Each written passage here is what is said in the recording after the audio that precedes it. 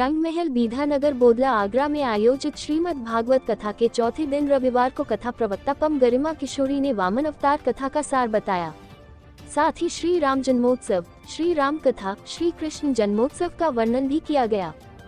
व्यासपीठ से पूज्य पम गरिमा किशोरी ने कहा कि श्रीमद् भागवत कथा सुनने से मनुष्य के कई जन्मों के पापों का क्षय हो जाता है।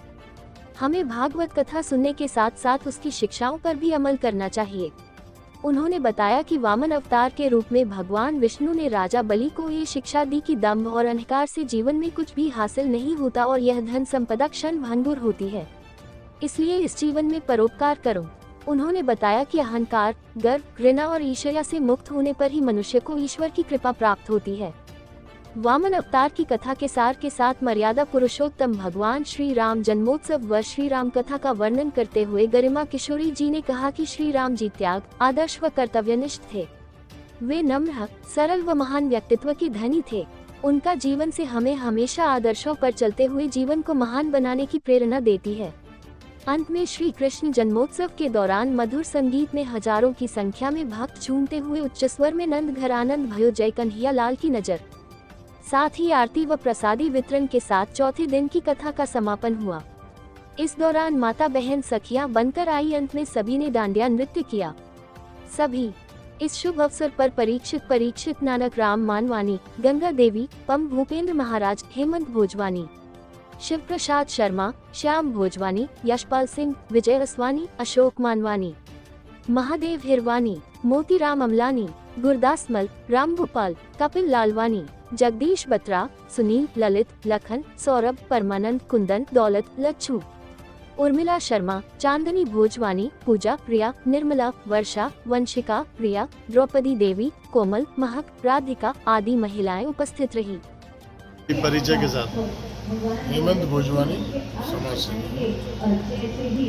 आज श्रीमद् भागवत कथा के चौथे दिन पर परम पूज्य दीदी के द्वारा, गरिमा किशोर के द्वारा श्रीमद् भागवत कथा का जो श्रवण कराया जा रहा है, निश्चित रूप से ये बड़ा प्रेरणादायी है। उनका बहुत ही प्रेरणादायी उनका जो वचन हो रहा है और श्रीमद् भागवत कथा हमारे जीवन के लिए बड़ा महत्वपूर्ण है। पूर्व की भांति इस वर्ष भी श्रद्धेय नानक राम मानवानी जी के द्वारा अपने इस रंगमहल जो इनका स्थान है मैरिजों में, उस पर पुनः इन्होंने भागवत कथा का रखाकर एक पुनीत कार्य किया है। क्षेत्र के निवासी कथा का श्रवण कर रहे हैं। निश्चित रूप से जहाँ कथा होती है वह क्षेत्र बड़ा भक्तिमय, पवित्रमय हो जाता है। तो दीदी गरिमा किशोर जी के सानिध्य में ऐसी कथा का श्रवण करके हम बहुत गदगद हैं। प्रभु श्री कृष्ण जी की लीला का हम सुन रहे हैं। अच्छा लग रहा है, बहुत आनंद आ रहा है। प्रभु की अपार कृपा, वृंदावन धाम रंग आज देख रहे हैं रंगमहल किस तरीके से चौथे दिवस आज कृष्ण दिनों पे उत्साह ही उत्साह हो रहा है और लाला का जन्म हुआ है। तो निश्चित ही आसपास के क्षेत्र के साथ साथ पूरे आगरा भर में आज खुशी का माहौल है। कृष्ण जन्मोत्सव की सभी को बधाइयां दे रहे हैं। महिलाएं खूब झूम रही है, नाच रही है, गा रही है। पंडित गरिमा किशोरी जी के मुखारबिंद से जो अमृत की वर्षा हो रही है वो एक अलौकिक दृश्य है। हम लोगों को भूलना नहीं चाहिए कि सौभाग्य वालों की यही श्रीमद् भागवत कथा होती है।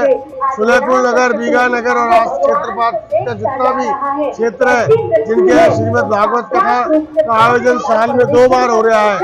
ये कृपा बिहारी जी की हर किसी पे नहीं होती है और बिहारी जी सब पे कृपा बना रखे, सबकी समृद्धि हो, सबकी कारोबार अच्छे चले, ऐसी मंगल कामना के लिए हमने यहाँ पे श्रीमद् भागवत कथा का आयोजन किया है।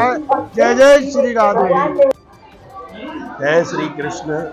आज रंगमहल में गोकुल नगर में श्रीमद् भागवत महापुराण जो कथा चल रही है उसका चतुर्थ दिवस है।